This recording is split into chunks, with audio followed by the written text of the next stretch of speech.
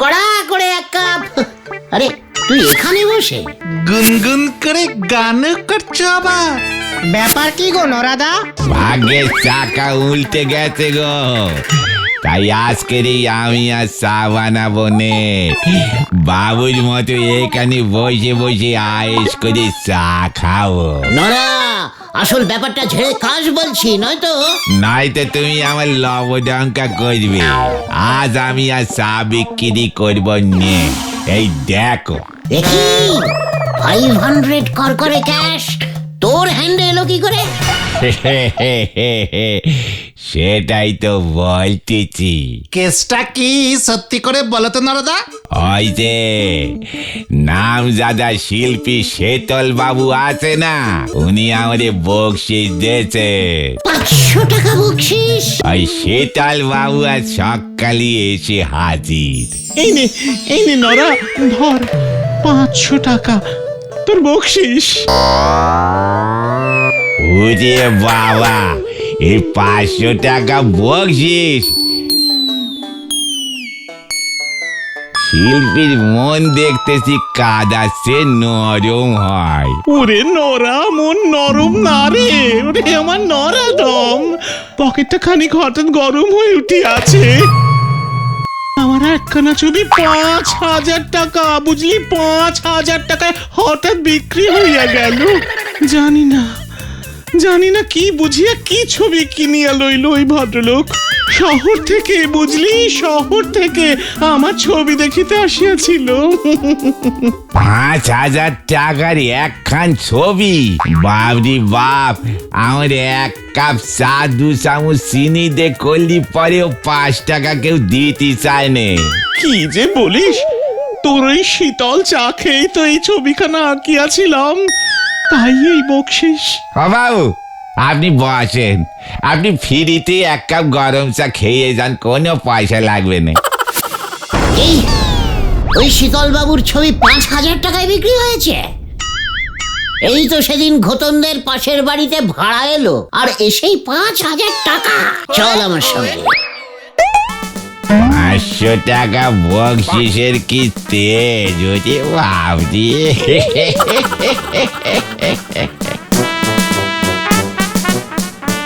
এই হলো সেই বিখ্যাত ছবি গুলটে বাবু। 5,000 টাকা, 5,000 টাকা দিয়ে বিক্রি হলো। এই দেখুন আমার সই, সীসা মানে শীতল শাসমল। তা সীসা মশাই, এই ছবিটার মধ্যে যে কোনো ছবি দেখিতে পাইতেছি না। পুরোটাই কমলা রং দিয়ে লেপে দিয়ে কালো রঙের গোল এঁকে দিয়েছেন। ইহা বড় গভীর ছবি, সকলে বোঝে না। খুব কঠিন মানে, তাই না শীতল বাবু? খুব খুব ছবি যত কঠিন হবে, যত লোক কম বুঝবে, তত তো দাম চড়বে। ভেরি ইন্টারেস্টিং ফুল কথা। তা এই ছবিটার মানে যদি আপনি একটু বুঝিয়ে দেন দেখি সীসা বাবু। বুঝাচ্ছি, পৃথিবীটা জ্বলছে জ্বলছে, দাও দাও করে জ্বলছে। এই মেরেছে। কোথায় কোথায়? জল জল! এই যে এই পুরোটা পৃথিবী, এই কমলা রং হলো আগুন। আর ওই কালো গোলটা? ওটা সূর্য। কি? সূর্য কালো রঙের? ওখানেই তো মহান শিল্পীর কামাল। কামাল, সূর্য তাপ ছড়াইতে ছড়াইতে নিজে পুড়িয়া কালো পোড়া ঝলসানো রুটি হইয়া গিয়াছে। সূর্য রুটি হয়ে গেছে? শিল্পীর মন তো গুলটে বাবু, যা ইচ্ছে তাই ভাবতে পারা যায়। ও তাই বুঝি? হ্যাঁ, বড়ই নরম। বুঝেছি। এবার আমাকেও আমার পকেট করিতে হইবে গরম। চল রে বলদের দল, চল। আচ্ছা গুলটে মামা, ছবি আঁকছে ওই শীতল বাবু, তোমার পকেট গরম হবে কেমন করে? যেভাবে ওই সীসা মানে শীতল বাবুর পকেট ভর্তি হয়েছে। সে তো ছবি আঁকে, তুমিও কি ছবি আঁকতে পারো নাকি গুলটে মামা? ওরে, মন যাদের নরম হয় তারাই ছবি আঁকতে পারে। তোদের লিডারকে তোরা এখনো চিনলি না রে। মানেটা কি? মানে ইজ ভেরি ইজিক্যালি সোজা। আমিও ছবি আঁকবো বুঝলি, ভেরি কঠিন কঠিন ছবি। ছবি যত কঠিন দাম তত বেশি। শুনলি না শীতল বাবু কি বললো? তা বলে তুমি ছবি আঁকবে? আমাকে চ্যালেঞ্জিং করবি না ভেন্ডি, দেখবি আমি পারি কিনা ছবি আঁকতে, দেখবি? হ্যাঁ দেখবো। পাঁচু, ভেন্ডি আমাকে চ্যালেঞ্জিং দিল কিন্তু। তুমিও দেখিয়ে দাও গুলটে মামা। ঠিক আছে চল তাহলে ঠেকে, আজকেই দেখিতে পাইবি তোদের গুলটে মামা কত বড় শিল্পী।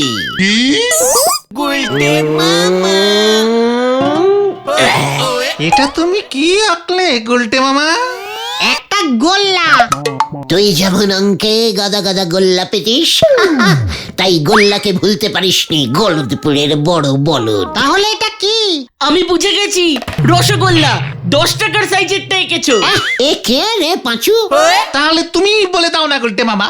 এ বড় গভীর মানের ছবি, কোনো মানে বইতে পাবি না, শিল্পীর কঠিন ভাবনা। কিন্তু এটা তো একটা গোল আঁকলে। ওরে গলদপুরের বলদ ছেলের দল, এ গোল যে সে গোল না রে, এ হলো একখানি গোল মাঠ। সেই মাঠ ভর্তি ছিল কচি কচি ঘাসে। ঘাস? ঘাস কোথায় আঁকলে তুমি? ওইখানেই তো শিল্পীর কেলটাবুলাস কেরামতি রে। মাঠে ঘাস নাই তাই আঁকি নাই, সব ঘাস একটু আগে গরুতে খাইয়া চলিয়া গিয়াছে। পরিয়ার হইয়া আছে শুধু মাঠ, ধুধু মাঠ, কি করুন মাঠ, ঘাস নাই ঘাস নাই, সব গরুতে খাইয়া ফেলাইল, একই কাণ্ড ঘটিল। থাক থাক গুলটে মামা, বুঝেছি বুঝেছি। শিল্পীর নরম মন তো সহ্য হয় না কিছু। বুঝলাম। মাথা নিচু করে এবার যে যার বাড়িতে চলে যা। বিকেল ঠিক 4টের সময় নরার চায়ের দোকানে হাজির হবি। নরাকেও এবার জবাব দেওয়ার সময় এসেছে। বলে কিনা ওকে আমি চা তৈরি করে খাওয়াবো। এই শিল্পী গুলটে গুহর নরম মন পেয়ে যা ইচ্ছে তাই বলবে, আর তোরা সহ্য করবি। একদম না গুলটে মামা।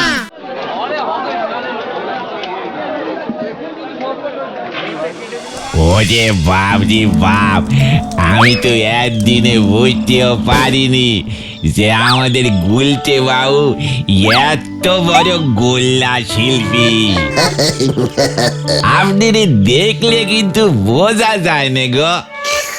দেখেছিস তো একখানা গোল্লা এঁকেছি, তাতেই নড়া আমাকে কেমন আপনি আগে করছে। ওরে নড়া, গোল্লাই যে সব, সূর্য, চাঁদ, 1 টাকার কয়েন, ডোবা, পুকুর, দিঘি, রসগোল্লা, সবাই যে গোল রে। ওরে বাপ রে বাপ, একটা গোল্লার মধ্যে যে এত কিছু নৌকোয় ছিল সেটা কখনো ভেবে দেখিনি গো। এবার দেখলি তো, তোর ওই শীতল বাবু না আমার কাছে নস্যি নস্যি, একখানা ছবি বিক্রি করেই 500 টাকা বকশিস। তাও তো উনি দিয়েছেন, আপনি তো ওই গোল্লাই একে বিনি পয়সায় 2 কাপ চা খেয়ে নিলেন। আমি মানে চিন্তা করিস না নরা, এই তো সবে শুরু হলো আমার শিল্পী জীবন। আমার ছবি দেখবি 50,000 টাকা পর্যন্ত দর উঠবে। সে তো উঠে গেছে। মানে কি বলতে চাইছিস তুই নরা? শীতল বাবু বলে গেলে নদীর ধারে গোবিন্দ বাবু ঘোড়ার উপর বসে পোজ দেবেন। ঘোড়ার পর শীতল বাবু ঘোড়া আনবে? হ্যাঁ, শীতল বাবু ওনারে দেখি দেখি ওনার ডিরেক্ট ছবি আঁকবেন। গোবিন্দ বাবুর ওই ছবি পছন্দ হলে নাকি 50,000 টাকা দিতে পিছপা হবেন না। এ আপনি রে বলে দিল। হোয়াট? ঝোলা গোবিন্দ, ইয়ে মানে গোবিন্দ গুছাইতে ছবি আঁকবে ওই শীতল শাসমল, তাও আবার ওকে দেখে দেখে। সন্ন্যারা, শীতল বাবু দেখে দেখে ছবি আঁকে আর আমি আঁকবো না দেখে। তখন দেখা যাবে কার ছবির জোর কত বেশি আর কে কত টাকা পায়। চল তোরা, নরা আমাকে নাড়িয়ে দিয়েছিস আর আমাকে কেউ ধরে রাখতে পারবে না। এখন আমাদের অনেক কাজ করতে হবে। চলে আয় তোরা।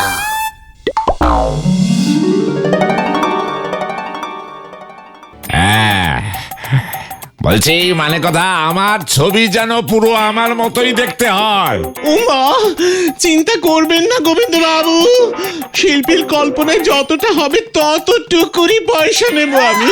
আচ্ছা, বলছি যে ঘোড়া কই?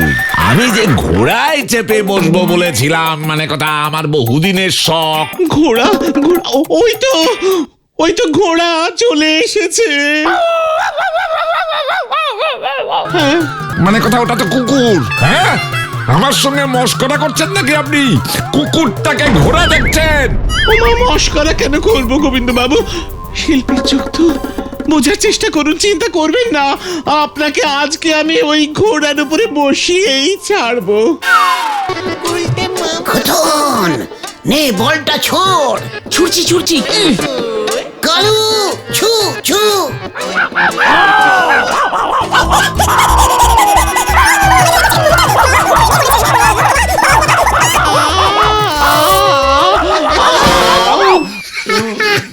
ওরে হতচ্ছাড়া শীতল, তোর মাথায় মানে কথা এবার আমি তোর ছবি ভাঙবো।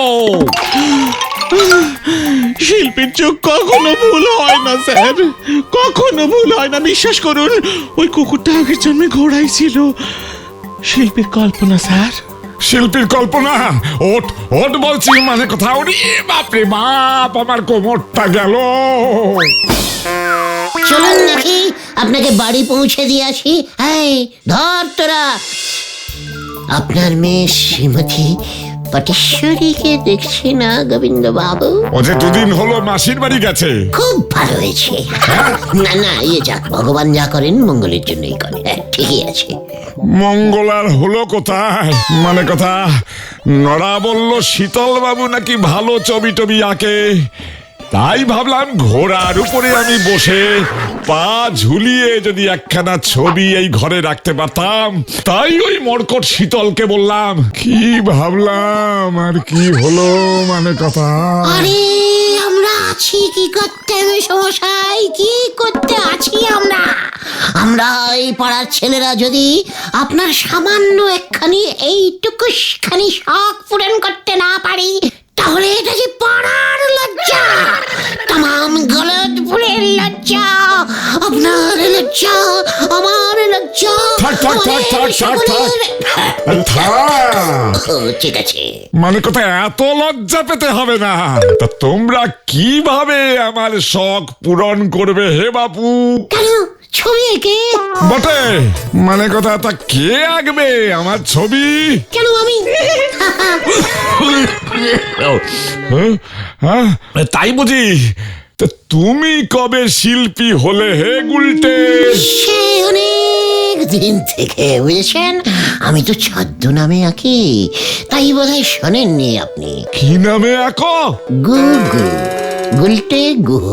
গু গু? ওরে বাপ রে বাপ, তাই বুঝি? মানে কথা, তা ভায়া পারবে নাকি তুমি আমার ছবি আঁকতে? পারলে কি 50? হ্যাঁ হ্যাঁ, নগদ 50 টাকা পাবে। মানে নড়া বলছিল যে 50,000। 50,000? ওটা ঘোড়ার ভাড়া। হ্যাঁ, মানে কথা, ওই ঘোড়ার উপরে চড়িয়ে যদি আঁকতে পারো, তবে এখন তো বেশ কিছুদিন বিছানা ছেড়ে উঠতে পারবো না। মানে কথা, এই অবস্থায় আমার একখানা ছবি এঁকে দেখাও দেখি। জানি না তুমি আবার কি খেল দেখাবে। মানে কথা, মানে ঠিক আছে, অল্পের উপর দিয়েই শুরু হোক। পছন্দ হলে তো আপনার আবার 500 টাকা করে বকশিস দেবার স্বভাব তো আছেই। আরে আগে তো পছন্দ হোক গুজবুক, মানে কথা নিয়ে আয় তোর খাতাপত্র, রং পেন্সিল। স্বভাব আর লাগবেই না, আমি বাড়িতে বসেই আঁকবো। কি আমি থাকবো আমার বাড়িতে, আমার ঘরে?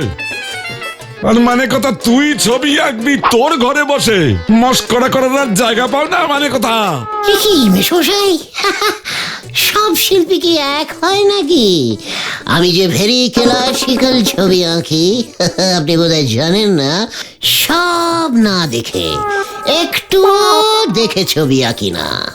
আপনাকে এতবার এত রূপে দেখিয়াছি, আর দেখিতে হইবে না। দেখবেন এই গুলটে গুহ রূপে গুগু কেমন গভীর কল্পনা করিয়া আপনার আস্ত মুখখানির একটি আলপনা ছবি আঁকিবে, দেখে পয়সা দিবেন। ঠিক আছে, তবে এখন যা, ছবি নিয়ে মানে কথা তারপর আসবি। ব্যাস, আর কোনো চিন্তা নেই। কল্পনায় মুখমণ্ডলের ছবি উঠিয়া গেল, ব্যাস আর কোনো চিন্তা নেই। আমি এখন আসি মেশমশাই, টাটা। বাপরে বাপ,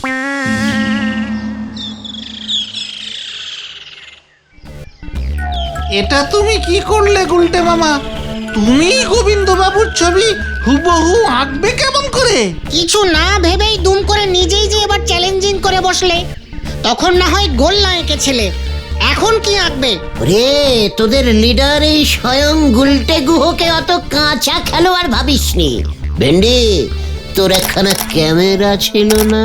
ওটা আমার না, বাবার। বাবার এক মক্কেল বাবাকে ফিস দিতে না পেরে ওর ক্যামেরাটা দিয়ে দিয়েছিল। ক্যামেরার হিস্টোরি আমি শুনতে চাইনি। আজ রাতে ক্যামেরায় রিল ভরে আমাকে দিয়ে যাবি। রিল ভরাই আছে, কিন্তু তুমি ক্যামেরা দিয়ে কি করবে গুলটে মামা? গোবিন্দ বাবুর মুখমণ্ডলের ছবি তুলবো। তারপর সেই ছবির উপর আমি ডিজাইন করে গোবিন্দ বাবুকে উপহার দেব। ক্যামেরাটা নিয়ে আজ রাতে পাঁচুদের ঠেকে হাজির হবি, তারপর বাকি খেল আমার।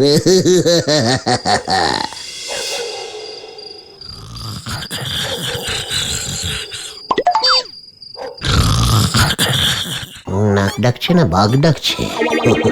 বাবা, এনে ভেন্ডি, ছবি তোল, ছবি তোল। গোবিন্দ বাবু তো ঘুমোচ্ছে। এই পোজেই ছবি চাই আমার। তোল তোল। এই, হয়েছে, ঠিক আছে, চল এবার পালা। মামা,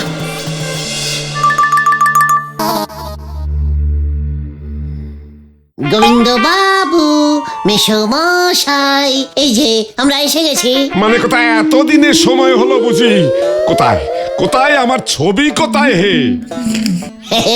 আপনার ছবি বলে কথা, এত লাইটলি ভাবে দেখানো যায় নাকি? মানে কথা ডিপলি ভাবে কিভাবে দেখাবে তাহলে? আজ বৈকালিক বেলায় স্কুলের মাঠে আপনার ওই বিখ্যাত ছবিটির উদ্বোধন হইবে। ইতিমধ্যে পাঁচু ভেন্ডিরা সবাই পাড়ায় প্রচার শুরু করিয়া দিয়াছে। ছবির উদ্বোধন? মানে কথা তা কে করবে শুনি? মানে স্যার, আপনি। আপনার ছবির উদ্বোধন মহামান্য আপনি করিবেন। পুরো গলদপুর দেখিবে এই শিল্পী গুলটে কি অসামান্য ছবি আঁকিয়াছে। ও তাই বুঝি? মানে কথা ব্যাপারটা তো মন্দ নয়। সমস্ত বড় বড় মহাপুরুষদের ছবি তো এইভাবেই উদ্বোধন হয়। ঝোলা মানে গোবিন্দ বাবু, মনে থাকে যেন, আজ বৈকালিক ঠিক 4 ঘটিকায়।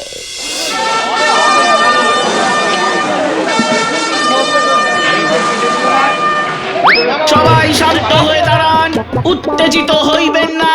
পৃথিবীর ইতিহাসে এই প্রথমবার নিজের ছবি নিজেই উদ্বোধন করিতে চলিয়াছেন আমাদের পাড়ার বিখ্যাত লোক শ্রীযুক্ত ঝোলা, মানে গোবিন্দ গুছাইত মশাই। হাততালি। ছবিটাকে এঁকেছে সেটা বলবি তো যুবক?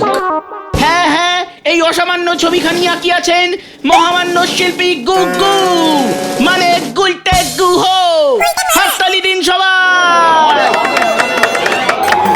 এবার তাহলে মানে কথা উদ্বোধনটা করেই দিই, হ্যাঁ? আমার যে আর তর সইছে না রে। শুভস্য শীঘ্রমস্য। অবশ্য অবশ্য এ, এ, এ,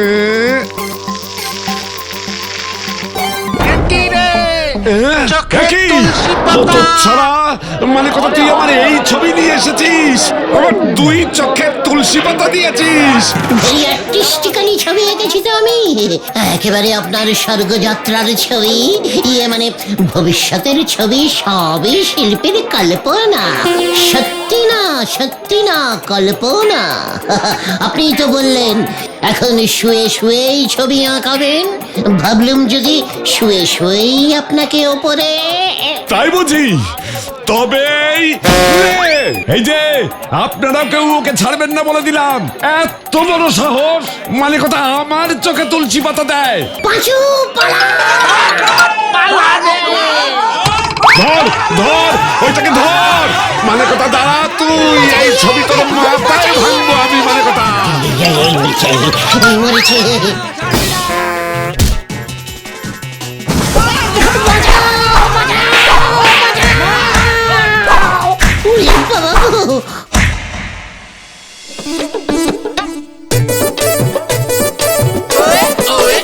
তুমি শেষ পর্যন্ত গোবিন্দ বাবুর চোখে তুলসী পাতা দিতে গেলে কেন গুলটে মামা?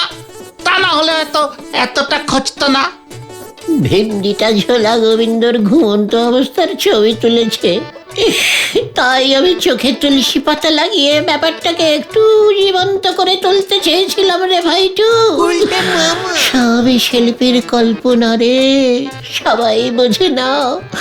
ভেরি ডিপ মিনিং তো। ঠিকই বলেছ, গোবিন্দবাবু তোমার কল্পনাটা ধরতেই পারেননি। কিন্তু শিল্পী হওয়ার পেঁচটা কেমন কষেছিলাম বল।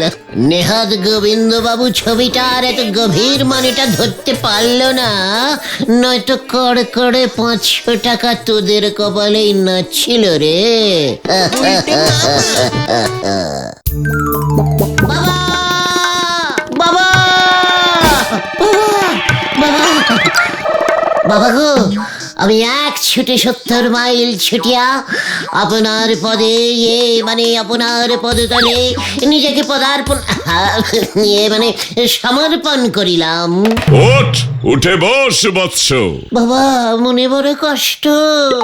কিসের কষ্ট তোর? পকেটে যে নোট নাই, আসলে পকেট যে সব সময় ফাঁকাই থাকে বাবা, তাই তো আমি সব সময় নোট চাই। তোর দৌড়ে আমি খুশি হইয়াছি, এক ছুটে 70 মাইল। বাহ, আমার প্রতি তোর এই ভক্তি দেখিয়া আমি মুগ্ধ। এই নে হাত পা। এটা কি প্রভু? আমার পদধূলি। আমার যে টাকা চাই, মাটি নয়। এই ধূলিকণা মাটি কাল সকাল হইলে খালি পেটে কপালে ঘষিয়া ঘষিয়া মাখিবি, তারপরে দেখিবি তোর কপাল কেমন খুলিয়া যাইবে। রাজা হইবি তুই, রাজা। এই কি আমি শুনছি, আমি রাজা হয়ে যাব? তার মানে আমার কাছে রাজকুশাহার ভর্তি টাকা পয়সা, হিরে জহরত মণি মুক্ত। ওরে বাবা, ওরে বাপরে, ওরে বাবা, কি স্বপ্ন দেখলাম আমি? সাধু বাবা বলল আমি রাজা হব। পদধূলি, মানে পদধূলি কোথায়? ধুলি চাই, আমি ধুলি মাখবো কপালে, ধুলি মাখবো। শেষ পর্যন্ত আমার কপালে যে রাজা হওয়া ছিল সেটা আমি আগে বুঝতেই পারিনি রে। কিছুদিন আগেও যদি বুঝতে পারতাম রে পাঁচু। কিন্তু তুমি তো এখনো রাজা হওনি গুলটে মামা, স্বপ্ন দেখেছো মাত্র। আর তাতে এভাবে কপালে ধুলো বালি মেখে বসে আছো। চুপ কর ভেন্ডি, তোরা হয়তো ভুলে গেছিস ভোরবেলার স্বপ্ন সত্যি হয়, আর স্বপ্নটা আমি ঘোর ভোরবেলায় দেখেছি রে। কিন্তু রাজাটা তুমি হবে কোন রাজ্যের সেটা কি তুমি দেখেছো? ঠিক বলেছিস তো, উত্তেজনায় আমি এটা জিজ্ঞেস করতেই ভুলে গেলাম সাধু বাবাকে। তাহলে কি তোমাকে আবার যুদ্ধ করে রাজ্য জয় করতে হবে? অন্যের বড় ভাতে ছাই দেওয়া তোর বরাবরের অভ্যেস ঘটনা। যেই দেখলি আমি রাজা হতে চলিয়ে আছি, অমনি তুই টুক করে একটা যুদ্ধ ঢুকিয়ে দিবি। কিন্তু সত্যিই তো, রাজা হতে গেলে একটা রাজ্য তো চাই। সাধু বাবা তো রাজ্যটার কথাই তোমাকে বললো না। এর জন্য বলি সব কাজ এত তাড়াহুড়ো করে করতে নেই গুলটে মামা। শোন গলদপুরের বলদ ছেলের দল, আমার কপালে রাজা হওয়া লেখা আছে যখন, তখন রাজ্য ঠিক একটা জোগাড় হয়ে যাবে। এই গুলটে মামা, বলছিলাম এই তোমার কপালটা আরেকটু ভালো করে পড়লে হয় না? রাজ্যের নামটাও লেখা থাকতে পারে। কথাটা মন্দ বলিসনি ভেন্ডি, তবে আমাদের এই গলদপুরে কপাল কে পড়তে পারে বলতো? কেন? আমাদের পাঁচুর বাবা ষষ্ঠীচরণ পুরোহিত জেঠু। এই আমার বাবা হাত দেখতে পারে, কপাল পড়তে পারে কিনা জানি না। ওরে গলদপুরের বড় বলদ পাঁচু, যে হাত দেখিয়া ভাগ্য বলিতে পারে, সে আরেকটু চেষ্টা করিলে কপাল রিডিংও করিতে পারিবে। বরং হাত দেখে ভাগ্য বলা অনেক কঠিন, হাতে অনেক একা বেকা রেখা থাকে। কপালে ওসব ঝামেলাই নেই, পুরো ক্লিয়ার। কিন্তু তুমি তো কপালে ধুলো মেখে আছো গুলটে মামা।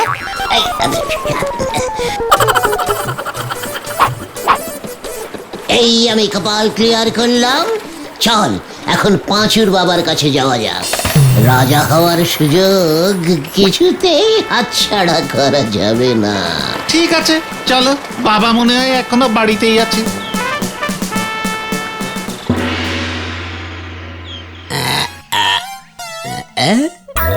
কাম সারছে। এইটা আমি কি দেখতাছি? কি দেখেছো বাবা? রাজ্যটার নাম কি গো? রাজ্যটা কি এদেশে না বিদেশে?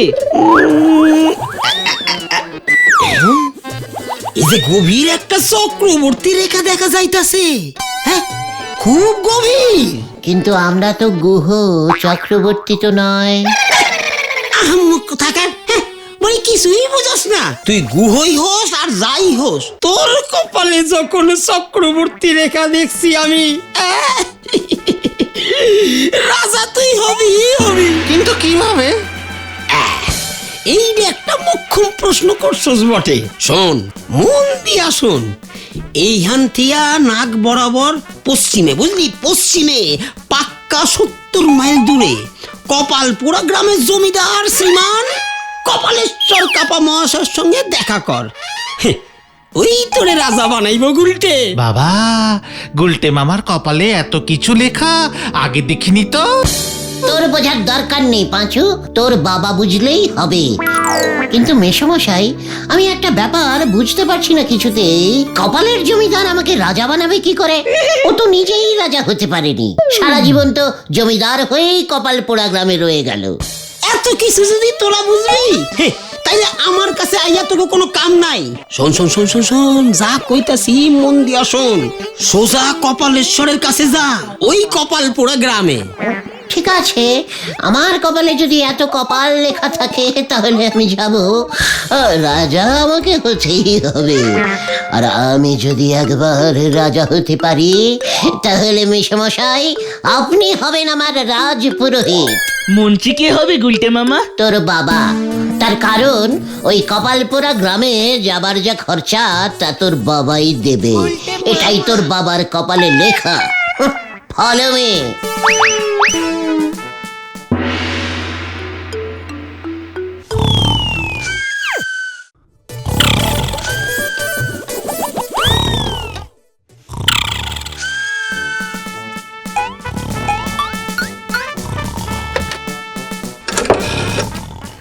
হ্যালো, এই আপনি ওই কপালপুরা গ্রামের জমিদার কপালেশ্বর বাবু কইতাছেন তো? তা ষষ্ঠী চরণ নাকি? তা কি মনে করে এতদিন পর কোনো খবর আছে নাকি? খবর আছে আমাকে গলতপুরের সব চাইতে বড় বলদাটারে পাঠাইতাছি আপনার কাছে দেখ কিন্তু যে আপনার ওই মাইয়া ঝুমকা লতারে ওই বলদটার গলায় ঝুলাইতে পারেন কিনা। ছেলে কি করে? গুলতানি মাইরা দিন কাটায়, যারে কয় নিপাট বেকার। এমন ছেলে ছাড়া তো আপনার ওই ঝুমকা লতার জন্য পাত্র পাওয়া মুশকিল, কারণ এই ঘর জামাই পাওয়া না অত সোজা না। এই বলদটারে, হ্যাঁ এই বলদটারে আপনি এক কাজ করেন, ওই জমিদারির লোভ দেখান আর আপনার মাইয়ার লগে তারপরেও সুখে শান্তিতে ঘর করব। নয়তো আপনার জমিদারি যা অবস্থা, এই বাজারের থেকে আর ভালো ঘর জামাই পাইবেন না। ঠিক আছে, কালই পাঠায় দাও তাহলে। রাজ্য সহ রাজকন্যার লোভ দেখাইবেন, মনে থাকে জানো? আচ্ছা আচ্ছা, আমি এখন ফোনটা রাখলাম, বুঝলেন তো? একবার যদি দাওটা লাইগা যায় তাইলে মোটা আমদানি হইব।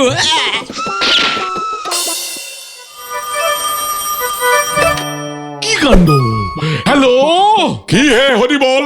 হ্যাঁ, খবর কি? হরি বল না, বলো হরি। এখন অত সময় নাই, আসল কথাটা বলছি শোনেন। ওদিকে তো বড় কাণ্ড ঘটেছে, পাখি তো ফুরুত। মানে কথা কার পাখি? কোথায় ফুরুত হলো? মানে আপনার পাখি। কি কাণ্ড! ওই কুলটের তো বিয়ে ঠিক হয়েছে, ষষ্ঠীচরণ ঠিক করেছে কপাল পোড়া গ্রামের জমিদার কপালের মেয়ের সঙ্গে। কি কাণ্ড! কি মানে কথা? আমার এত বড় পোড়া কপাল হতেই পারে না। ওই গুলটের যদি বিয়ে হয় মানে কথা, তবে আমার মেয়ে পটেশ্বরীর সঙ্গেই হবে। এই আমি তোমায় শেষবার বলে দিলাম হরি বল। আগে বলো হরি। ওই একই হলো, হ্যাঁ ওই বলো হরি হরি বল সবে একই। তুমি এখনই এই বিয়ে আটকাও, নয়তো রোজ সকালে লাউ কুমড়ো কাতলা মাছ সব বন্ধ। কি কাণ্ড! এবার আমি কি করি? মানে কথা ওই পোড়া কপাল গুলটেকে আটকাও, কিছুতেই যেন ও ওই কপাল পোড়া গ্রামে যেতে না পারে। তা না হলে কিন্তু তোমার কপাল পুড়বে এবার হরি বল। আগে বলো হরি। আমি জানতাম ঘতন তোর বাবা আমাদের 1 টাকা দিয়েও সাহায্য করবে না। আমি তো অনেক করে বললাম, এর থেকে বেশি বললে আমার ওই কপালপোড়া গ্রামে যাওয়াটাই আটকে দিত। চিন্তা নেই, পাঁচুর বাবা তো আপাতত 50 টাকা ধার দিয়েছে গুলটে মামা। পাঁচু স্টেশনে গেছে টিকিট কাটতে। কিন্তু আমি তো একটা ব্যাপার কিছুতেই বুঝতে পারছি না, পাঁচুর বাবা ষষ্ঠীচরণ বাবু হঠাৎ আমাকে রাজা বানাতে এত ব্যস্ত হয়ে উঠলো কেন বলতো? নিজে রাজপুরোহিত হতে চায় বলে। আমিও ঠিক সেরকমই ভাবছিলাম, বুঝলি। কেস কেচে গেছে গুলটে মামা, পুরো গুবলেট হয়ে গেছে। মানে হোয়াট গুবলেট? কি হয়েছে পাঁচু বল। রাজা আমি হবই, তুই হবি আমার সেনাপতি। বিপদে মাথা ঠান্ডা রাখতে শেখ পাঁচু। গুলটে মামা, বলহরি দারোগা স্টেশনে পুলিশ পোস্টিং বসিয়েছে। স্টেশনের দিকে গেলেই নাকি আমাদের ধরে বন্দি করবে। আমি তো স্টেশনে ঢুকতেই পারলাম না, বলহরি দারোগা আমাকে ধরে শাসিয়ে দিল। বলল আমাদের এই গলতপুর থেকে কেউ ওই কপালপোড়া গ্রামে যেতে পারবেন না, গেলেই আটক করবে। কেন? বলল কোনো এক কালে নাকি ওই কপালপোড়া গ্রাম আমাদের গলতপুর গ্রামকে বগলামুখী কাপ ফুটবল ফাইনালে 10 গোল দিয়েছিল। সেই থেকে ওই কপালপোড়া গ্রাম হলো গলতপুরের শত্রু গ্রাম। শত্রু। আমি রাজা হব শুনেই আমার চারিদিকে শত্রুরা দলে দলে জাগিয়া উঠিয়াছে।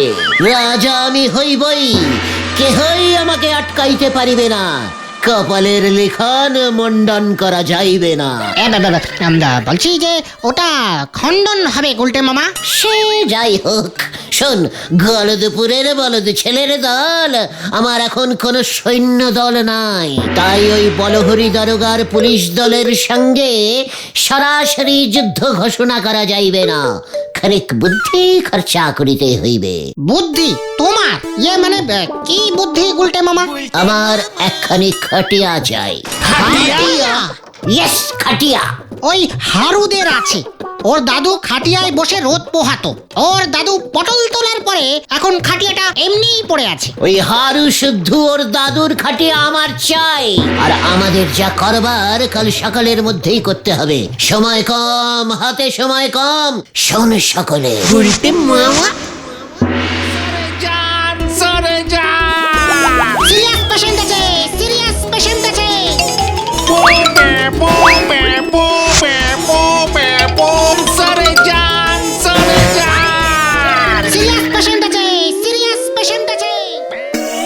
সরে যান সরে যান সরে যান সরে যান। কি কাণ্ড, কার আবার কি হলো? আমাদের ষষ্ঠী চরণের ছেলে পাঁচু না? এই এই এই থাম থাম থাম থাম থাম থাম থাম, কার আবার কি হলো? কেউ গেল নাকি? কি স্যার, আপনি এখনো এখানে আর ওদিকে গোবিন্দ বাবু?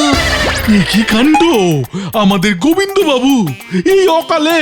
এ কি, আমি তো ওর জন্যই এখানে। কি কাণ্ড! এই না না, গোবিন্দ বাবু না, ওনার ঠাকুমা সিরিয়াস অবস্থা। এই যায় যায় আর কি, আমাদের গলতপুরে তো অ্যাম্বুলেন্স নেই, তাই আমরা এইভাবে ওনাকে হাসপাতাল নিয়ে যাচ্ছি। সরে যান। প্যাপু প্যাপু প্যাপু প্যাপু। কি কাণ্ড, আগে বলবি তো। গোবিন্দ বাবুর ঠাকুমা সে তো অনেকদিন আগেই গত হয়েছিলেন বলে শুনেছিলাম।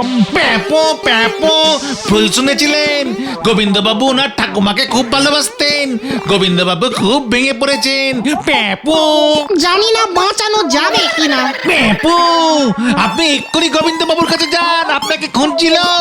বলছিল এই বিপদের দিনে ওই হরিবলটা এলো না, খুব রেগে যাচ্ছিল। বলছিল আমি আর হরিবলকে লাউ কুমড়ো পাঠাবো না। প্যাপো কি কি কাণ্ড, না না না না না, লাউ কুমড়ো আমি এক্ষুনি যাচ্ছি। কি বিপদ! এই এই তোরা চল, সকলে চল, লাউ কুমড়ো গেল আমার, চল। জয় কপালপোড়া গ্রাম। রাজা আমি হইবই, কেহই আমাকে আটকাইতে পারিবে না।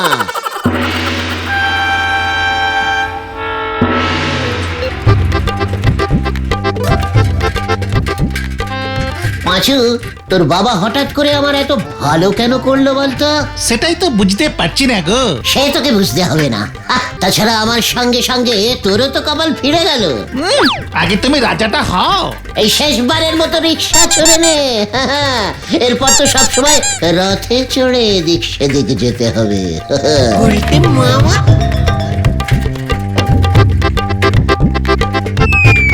এই যে আমরা এসে গেছি বাবু, নামেন দেখি। আপনাদের কপালও দেখছি আমার মতোই পোড়া। দেন দেন, 7 টাকা 12 আনা দেন। পাঁচু, ভাড়াটা দিয়ে দে।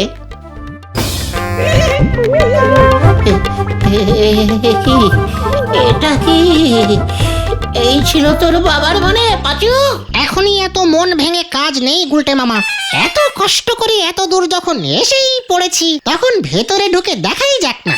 হ্যাঁ হ্যাঁ, তাছাড়া দিনের বেলায় ভূত আসে না, বেগতিক দেখলে পালাবো। ঠিক ঠিক ঠিক, চল চল।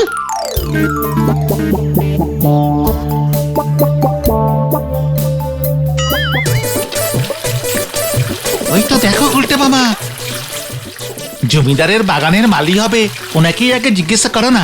হ্যাঁ হ্যাঁ, ইয়ে মানে এই যে দাদু, শুনছেন?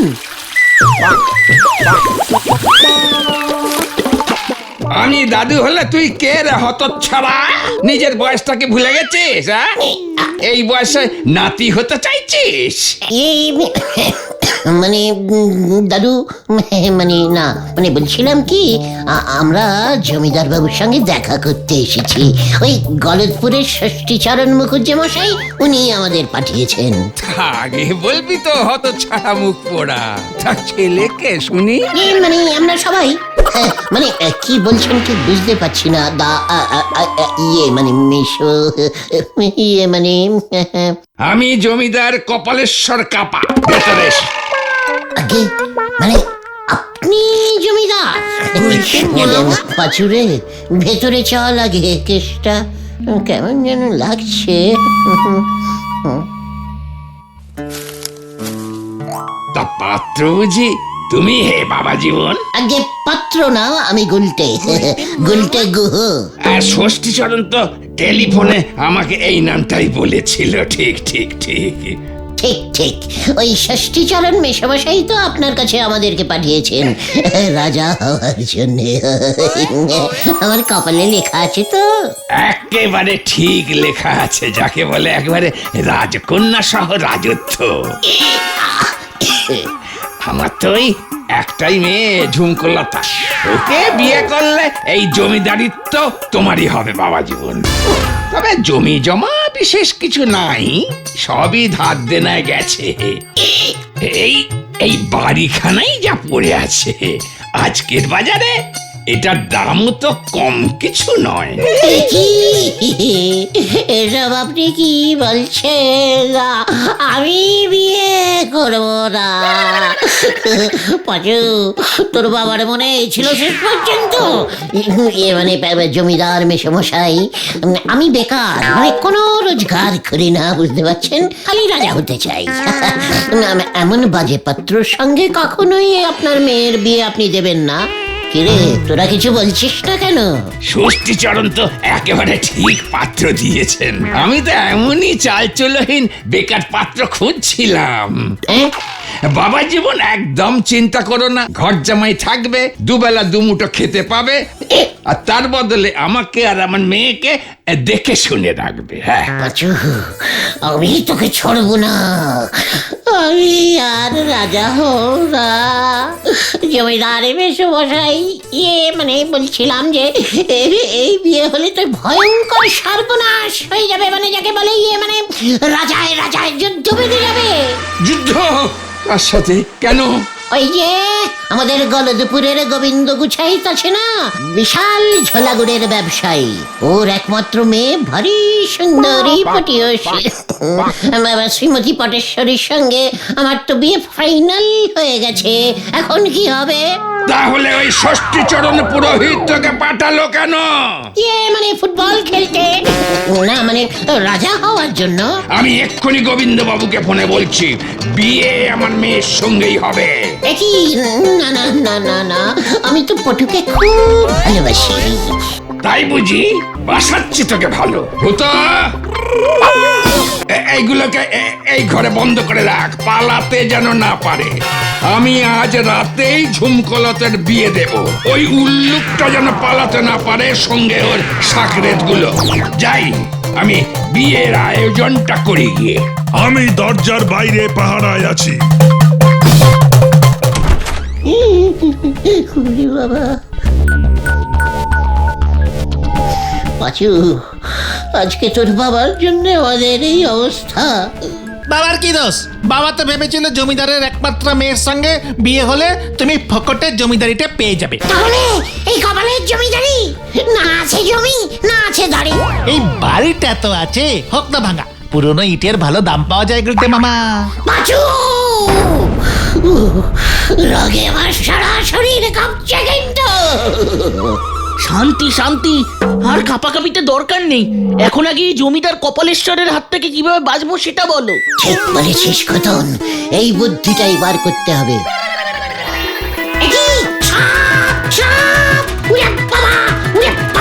কোথায় কোথায় সাপ? ওই তো সাপ, ওই তো সাপ। মরে গেলাম রে। আমি মরলে ঝুমকলতার বিয়ে কার সঙ্গে হবে রে পাঁচু? সাপ কাহা, সাপ কাহা? আরে পালা রে।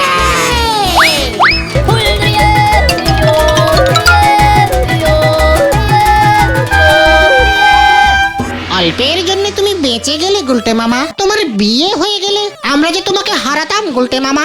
আমি ওই পাঁচুর বাবা ষষ্ঠীচরণ পুরোহিতকে ছাড়বো না। কোথায় কোথায় গুলটে? মানে কথা, ও আমার মেয়েকে এত ভালোবাসে জানতাম না তো। আরে আরে, ওই তো গুলটে। গুলটে আমাকে বিয়ে করবে? ইস, কি লজ্জা! গুলতে মামা দেখো সামনে কে! ওদের কাছে খবর পৌঁছে গেছে যে তুমি পটেশ্বরীকে বিয়ে করতে চাও। পালাও গুলটে! বাবা পালিয়ে গেল। এই এই, একই একই, ওই ওই ওই ওই ওই ওই ওই ওই, ধর ধর ওকে।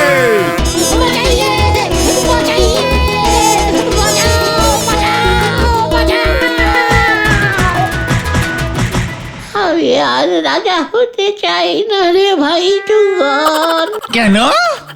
রাজা হলে আমি কি তোদের সঙ্গে আড্ডা আর মারতে পারবো রে? গলদপুরের বলদ ছেলের দল, ফোকটে আমাদের আড্ডাটাও বন্ধ হয়ে যাবে। আর আড্ডা ছাড়া যে আমার জীবন বৃথা ভাই টুগন। তাই আমি তোদের গুলটে মামা হয়েই থাকতে চাই, আর আড্ডা মেরে এই জীবনটা অতি কষ্টে হেসে খেলে কাটিয়ে দিতে চাই। হ্যাঁ রে, জয় গুলটে মামার জয়। জয়